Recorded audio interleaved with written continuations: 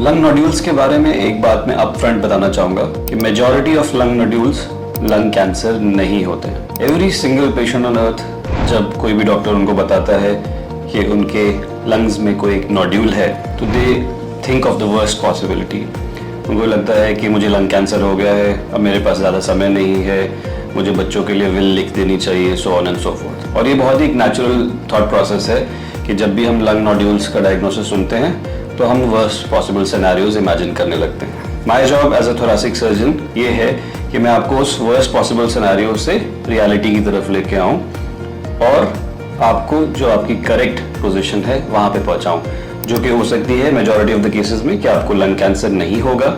And second scenario कि God forbid अगर lung cancer होता भी है तो या तो वो एक अर्ली स्टेज में होगा जब हम उसको कम्प्लीटली क्योर कर सकते हैं और कैंसर को हरा सकते हैं, या फिर एक अनफॉर्चुनेट सिचुएशन में वो एडवांस्ड स्टेज में होगा बट फिर भी बहुत सारे ट्रीटमेंट ऑप्शंस अवेलेबल होंगे। तो आपको एक डायग्नोसिस बना के दिया गया कि आपके लंग में एक नोड्यूल है। ये डायग्नोसिस कैसे बनता है?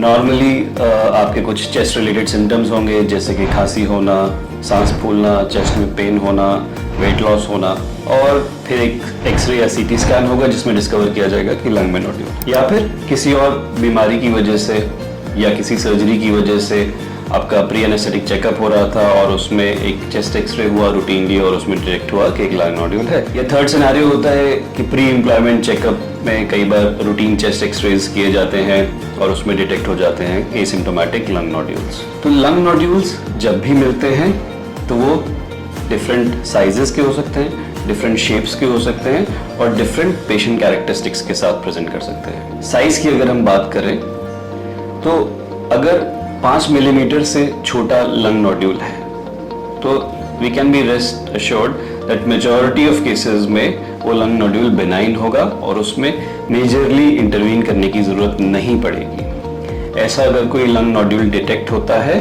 तो हम सिर्फ फॉलो अप स्कैन्स कराते हैं, यानी हर 3 महीने या 6 महीने पे हम एक सीटी स्कैन करेंगे और उस लंग नोड्यूल के साइज को मेजर करेंगे। 999 टाइम्स आउट ऑफ 1000 वो लंग नोड्यूल का साइज नहीं बढ़ेगा।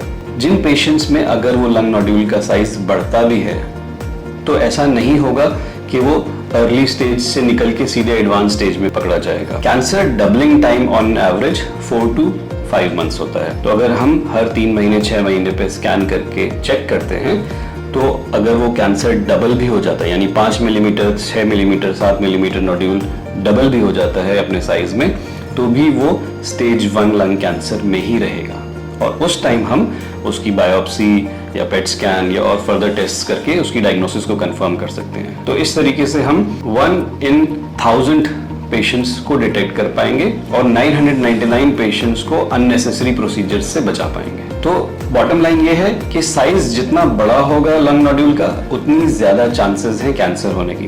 तो 10 मिलीमीटर के नोड्यूल की चांसेस कम है एज कम्पेयर टू 30 मिलीमीटर या 3 सेंटीमीटर का नोड्यूल है तो उसकी चांसेस लंग कैंसर होने की ज्यादा होती है। सेकेंड पॉइंट है लंग नोड्यूल्स के शेप। एक परफेक्टली राउंड लंग नोड्यूल और जिसकी कंसिस्टेंसी फैट जैसी होती है, डेंसिटी फैट जैसी होती है, सीटी स्कैन पे मेजॉरिटी ऑफ द केसेस में वो बेनाइन निकलेगा और लंग कैंसर नहीं होगा। हम सस्पिशियस कब होते हैं? जब लंग नोड्यूल की शेप स्पिक्यूलेटेड होती है, यानी एक इरेगुलर सा गोला होता है और उसके चारों तरफ स्पाइक्स निकले हुए होते हैं।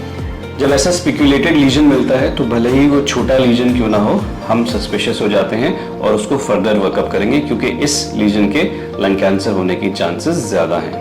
थर्ड पॉइंट, लंग नोड्यूल्स को जब हम देखते हैं तो होता है पेशेंट कैरेक्टरिस्टिक्स और पेशेंट बैकग्राउंड। तो अगर एक ऐसा पेशेंट लंग नोड्यूल के साथ प्रेजेंट करता है जिसकी स्मोकिंग हिस्ट्री बहुत स्ट्रांग होती है, जिसने सिगरेट, बीड़ी, तंबाकू ये सब चीजें बहुत ज्यादा स्मोक की हैं, तो चांसेस होते हैं कि वो लंग नोड्यूल कैंसरस निकल सकता है, यानी वो लंग नोड्यूल लंग कैंसर हो सकता है। सिमिलरली हम एज के हिसाब से देखिए पेशेंट्स को, तो जितना एल्डर पेशेंट होगा, जितना ज्यादा एज होगी पेशेंट की, उतनी ज्यादा चांसेस हैं उस लंग नोड्यूल की लंग कैंसर होने की। हाउएवर आजकल बहुत सारे यंगर पेशेंट्स में भी लंग नोड्यूल्स कैंसरस निकल रहे हैं। तो जब भी हमारे पास कोई लंग नोड्यूल का पेशेंट आएगा तो हम उसको ये नहीं बोलते कि आपको 0% चांसेस है लंग कैंसर होने की या 100% चांसेस है लंग कैंसर होने की। हम हमेशा उसे एक रेंज में रखते हैं, एक प्रोबेबिलिटी देते हैं कि less probable to be lung cancer या very high probability of having lung cancer. क्योंकि हर लंग नोड्यूल लंग कैंसर नहीं होता।